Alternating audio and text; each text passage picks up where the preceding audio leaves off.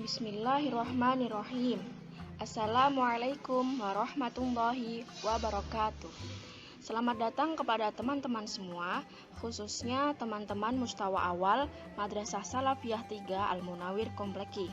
Pada kesempatan kali ini, kita akan belajar bersama, yakni pelajaran akhlak pada kitab Wasoya Al-Aba lil Abna, lebih tepatnya pada bab 4 mengenai hak dan kewajiban terhadap orang tua.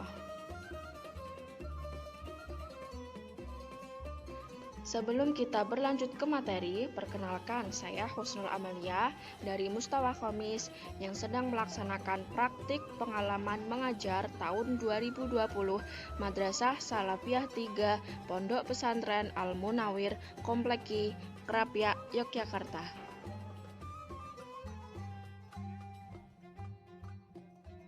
Kitab Wasoya Al-Aba lil Abna. Kitab ini merupakan karya Syekh Muhammad Syakir Al-Iskandari. Beliau lahir di Jurja, Mesir pada tahun 1866 Masehi dan wafat pada tahun 1939 Masehi.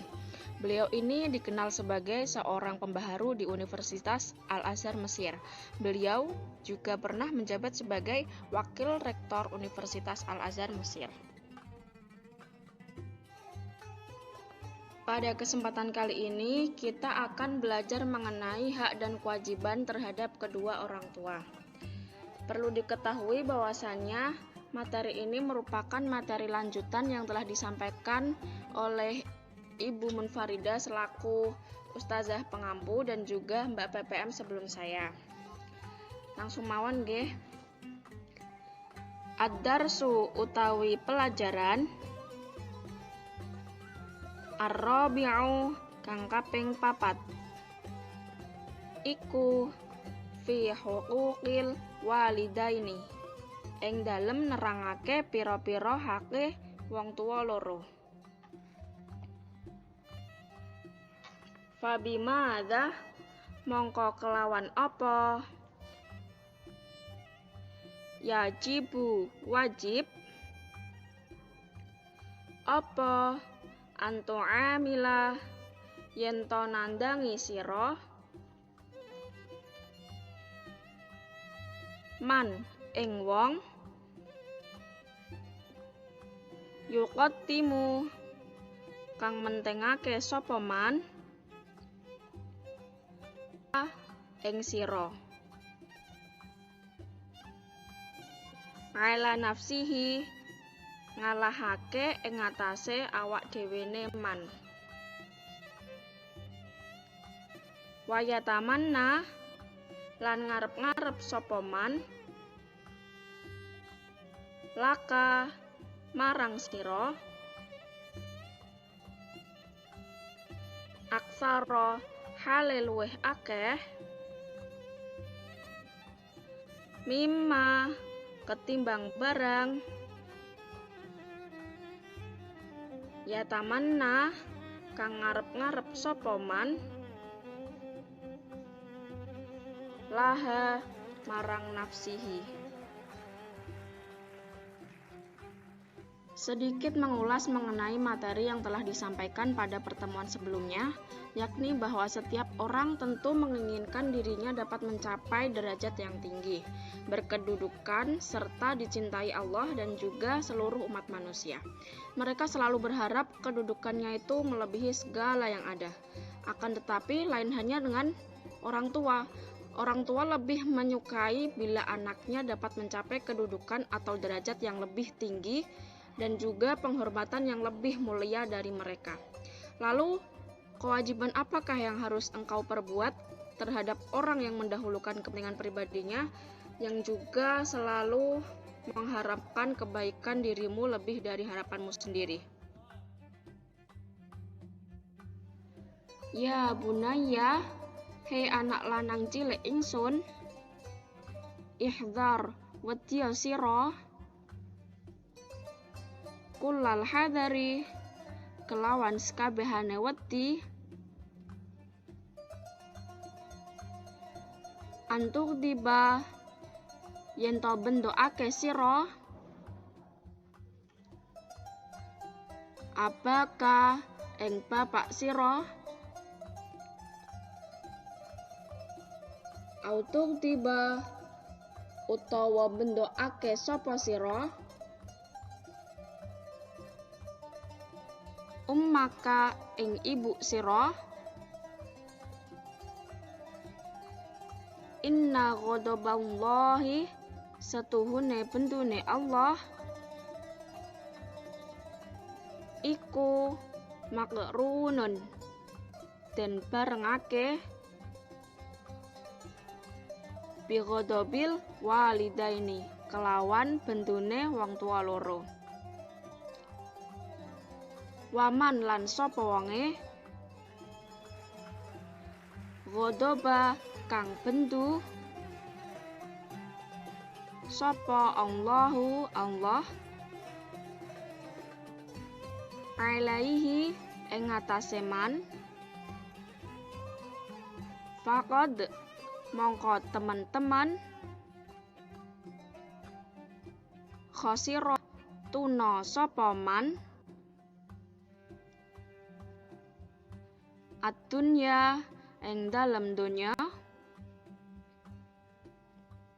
wal akhirati lan ing dalem akhirat.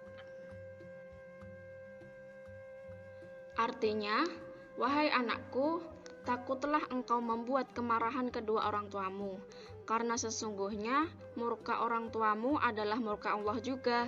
Dan barang siapa membuat Allah murka karena membuat kemarahan kedua orang tua, maka dia akan merugi dunia dan akhirat. Nah, di sini kita ditunjukkan mengenai keutamaan berbakti kepada orang tua, mencari ridho keduanya dan membuat mereka bahagia. Karena ridho dan kecintaan Allah akan datang melalui keridhoan orang tua. Dan murka Allah juga akan datang melalui murkanya orang tua. Di sini siapa yang berbuat baik kepada orang tua, maka ia telah menaati perintah Allah. Dan apabila ia berbuat buruk kepada orang tua, maka berarti ia telah membuat Allah murka. Ridho orang tua sendiri dapat diperoleh dengan berbakti, berbuat baik, serta bersikap lemah lembut kepada mereka.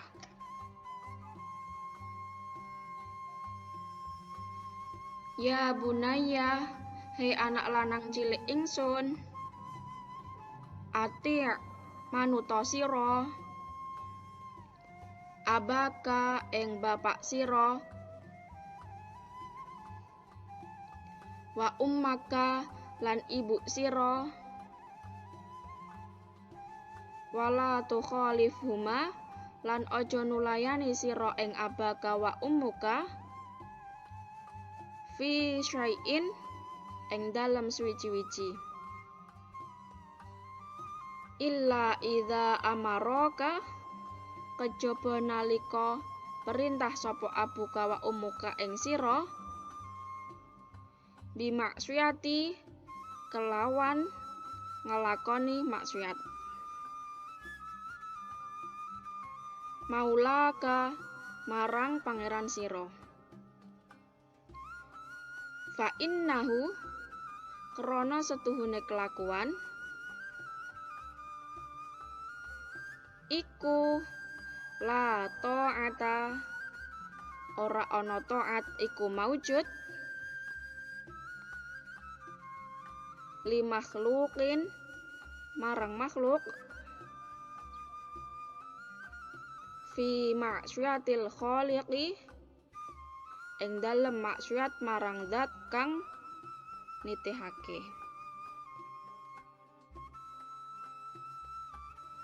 Artinya, wahai anakku, taatilah perintah ayah ibumu. Jangan sekali-kali membantahnya, kecuali apabila mereka memerintahkanmu untuk ingkar kepada Rabbmu. Sebagaimana dijelaskan dalam hadis, la ta'ata li makhluqin fi ma'syiatil khaliqi. Nah, di sini hadis ini memiliki arti tidak ada taat kepada makhluk sekalipun orang tua sendiri di dalam melaksanakan maksiat atau dosa kepada Khalik, kepada Allah Subhanahu wa taala.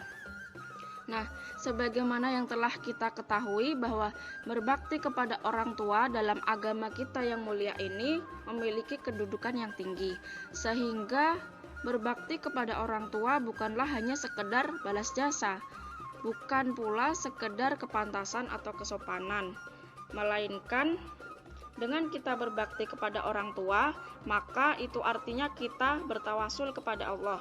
Tawasul artinya mengambil perantara menuju ridho Allah, menuju pertolongan Allah. Dan di antara amalan yang ampuh untuk bertawasul itu sendiri adalah dengan taat kepada orang tua.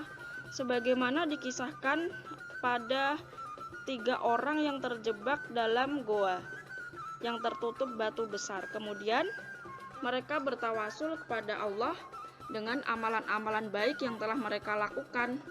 Salah satunya adalah dengan bertawasul menggunakan amalan yang telah mereka lakukan dengan berbakti dan taat pada orang tua mereka. Kemudian mereka dibukakan oleh Allah pintu dari gua tersebut dengan bergesernya batu sehingga terdapat celah untuk keluar. Di sini menunjukkan bahwa betapa tingginya kedudukan perintah untuk taat kepada orang tua.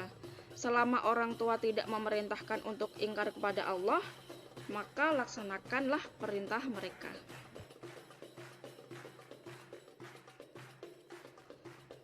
Wa wasyana lan paring wasiat ingsun al insana ing manungsa biwalidayhi kelawan wong tua lorone ingsan.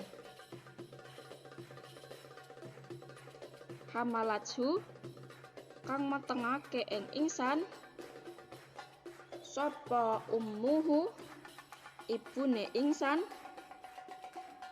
wahnan hale ino ala wahnin ing atase ino wa fisaluhu utawi pisahe suson iku fi amaini ing dalem 2 taun.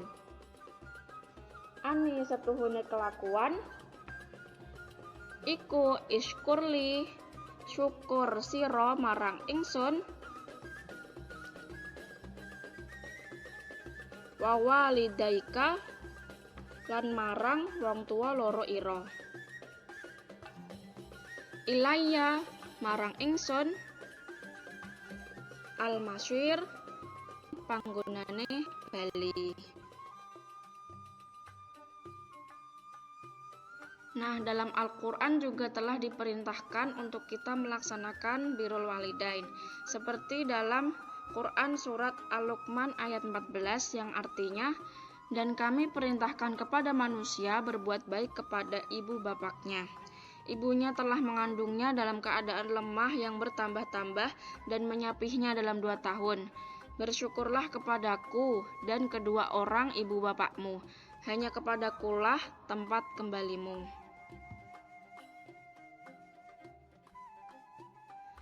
Wa in jahadaka lan lamun meksa sapa abawaka ing sira ala antusyrika ing ngatasé yen to nyekutukake sapa sira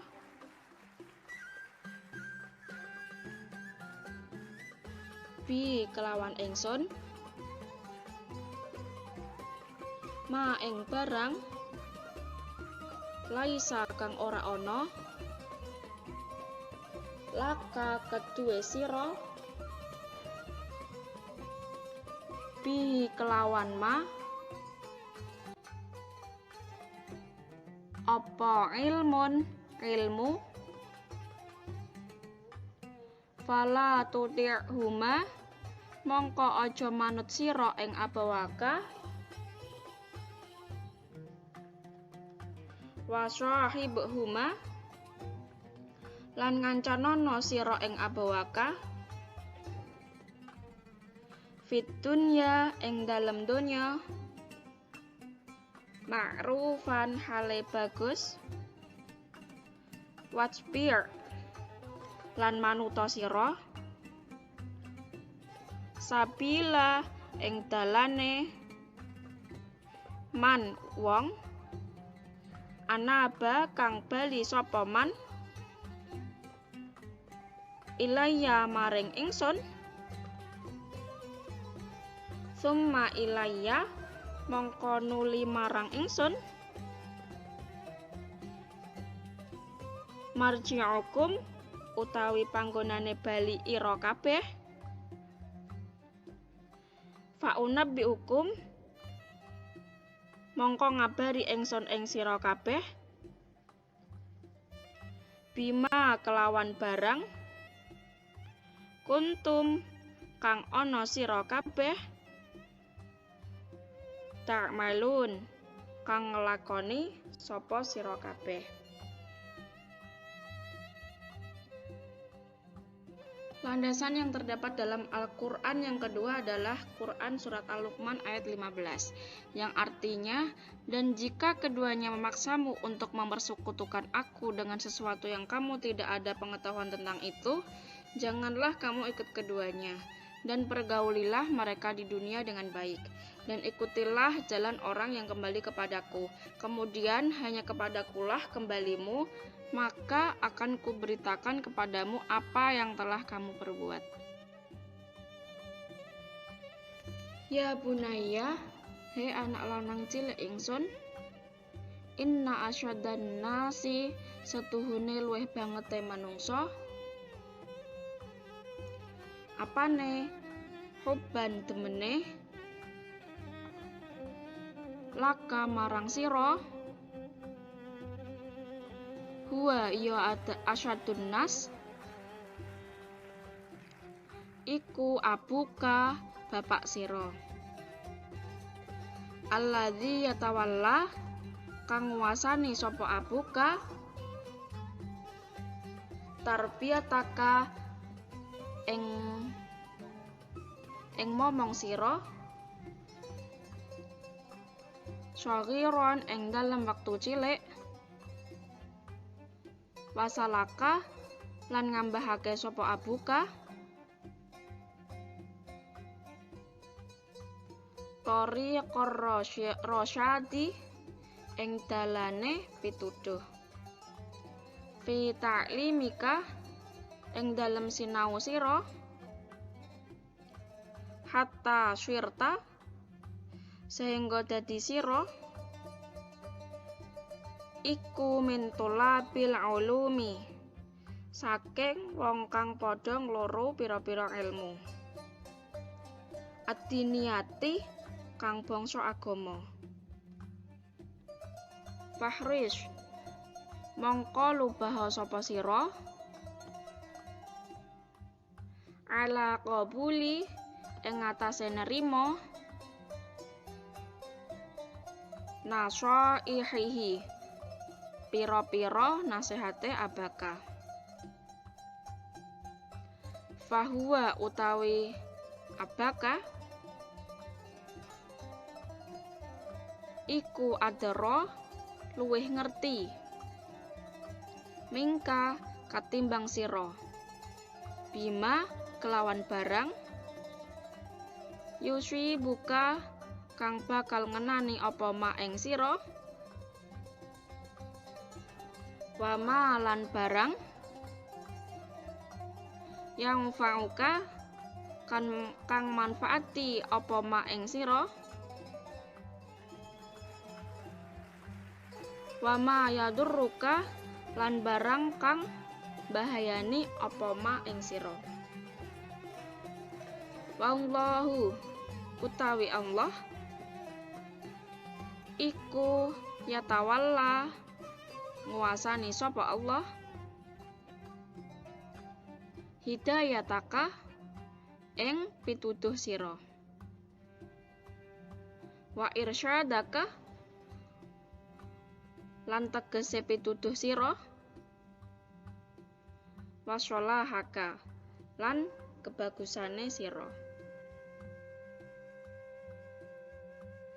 Artinya, wahai anakku, Sesungguhnya orang yang paling menyayangimu adalah ayah ibumu, yang telah mendidik dan memeliharamu sejak kecil sampai engkau tumbuh dewasa, menjadi seorang pelajar dan menuntut ilmu pengetahuan Islam.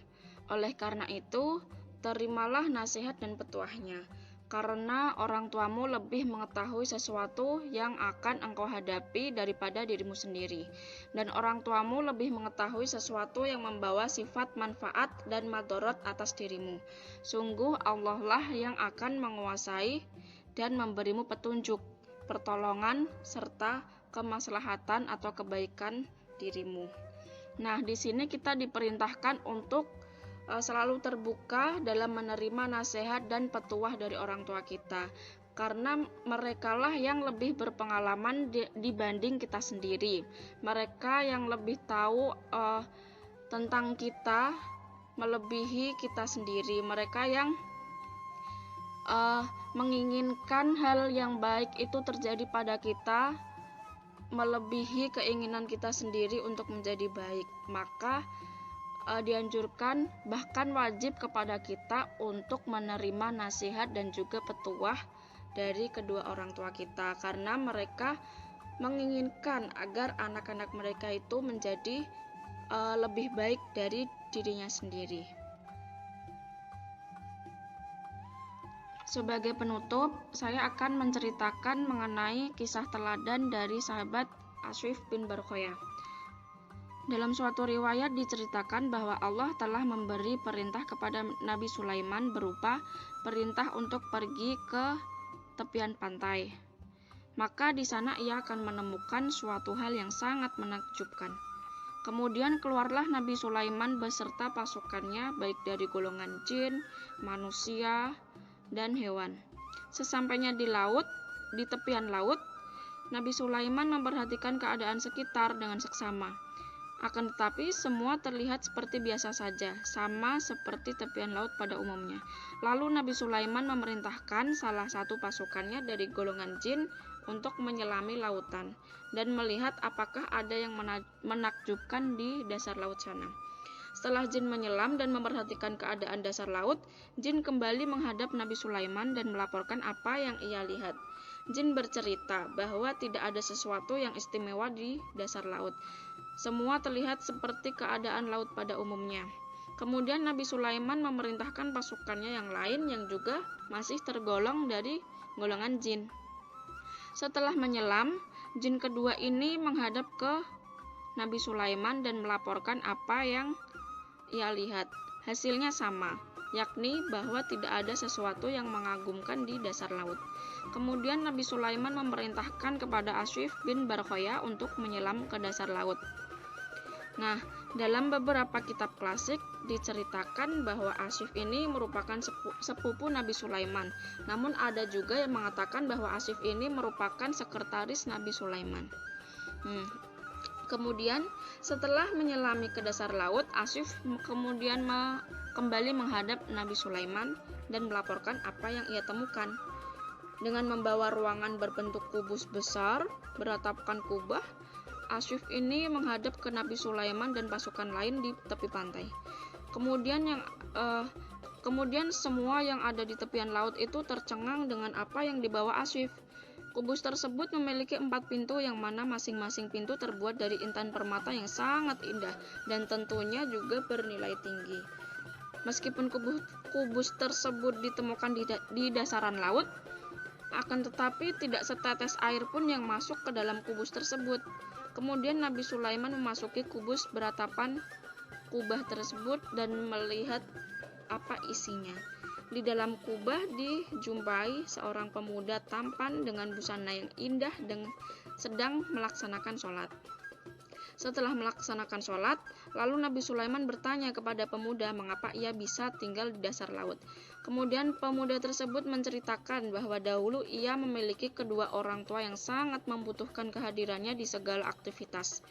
Ibunya buta dan ayahnya itu telah berusia tua sehingga butuh pelayanan yang intensif dari pemuda tersebut. Sebelum ibu sang pemuda meninggal, beliau pernah berdoa agar pemuda itu memiliki berusia yang panjang dan tetap dalam ketaatan. Begitupun sang ayah. Sebelum beliau meninggal juga berdoa agar anaknya memiliki tempat beribadah yang susah untuk dijangkau segala jenis bangsa syaitan. Pemuda mengatakan bahwa ketika zaman Nabi Ibrahim, lebih tepatnya 2400 tahun yang lalu, ia pergi ke tepian laut dan melihat bangunan kubus tersebut. Ketika pemuda tersebut masuk ke dalam kubus dan hendak melihat isinya, datanglah malaikat yang membawa kubus tersebut ke dasar lautan. Di sanalah pemuda menemukan ketenangan, tempat yang nyaman untuk beribadah, jauh dari hingar-bingar dan gemerlapnya dunia. Sang pemuda juga menceritakan bahwa ia tidak khawatir mengenai dari mana ia memperoleh makanan. Ia mengaku bahwa selalu ada burung yang menjadi pelayannya dalam mengantarkan makanan. Dengan memakan makanan dari burung tersebut, segala rasa lapar dan dahaga akan hilang seketika, sehingga ia dapat kembali takarub kepada Allah dengan lebih khusyuk. Tidak ada waktu yang ia lewatkan tanpa untuk beribadah kepada Allah semata.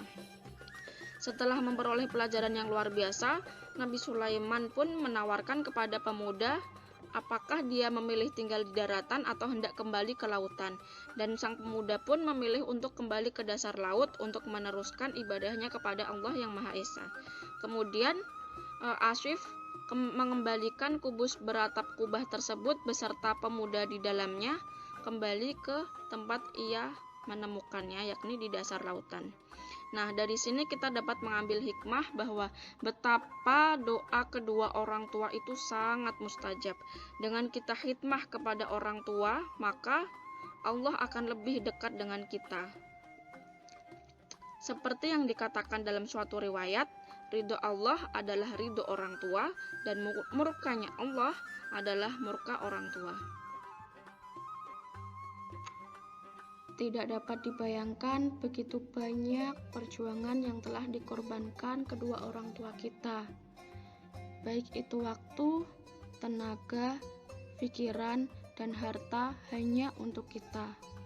Dan itu semua mereka lakukan tanpa meminta imbal jasa. Tidak etis kiranya jika kita enggan memuliakan kedua sosok figur ini. Terima kasih atas perhatian dan juga kesempatan untuk kita belajar bersama pada kesempatan kali ini. Semoga apa yang kita pelajari bersama dapat bermanfaat. Dan atas segala kesalahan yang saya lakukan, saya mohon maaf. Wassalamualaikum warahmatullahi wabarakatuh.